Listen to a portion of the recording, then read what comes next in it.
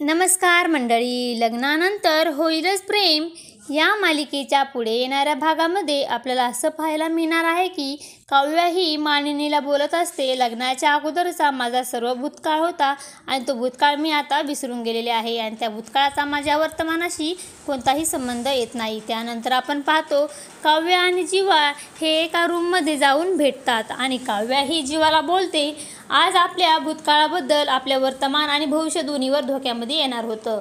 तेव्हा जीवा हा बोलतो, आपल्या भूतकाळामुळे आपल्या परिवारावर विस्कळून होईल, त्यामुळे आपण भूतकाळाबद्दल कोणालाही काही समजून देता कामा नये। आणि त्याच वेळेस मात्र त्या रूममध्ये मानिनी येत असते व ती लाईट ऑन करते आणि त्या दोघांना पाहिल्यानंतर तिला देखील खूपच मोठा धक्का बसतो व तिला त्या दोघांचाही खूप राग येत असतो। जीवा आणि काव्या यांना एकत्र पाहिल्यामुळे मानिनी खूपच रागवते आणि आश्चर्यचकित होऊन मानिनीकडे घाबरल्या अवस्थेने जीवा व काव्या पाहू लागतात।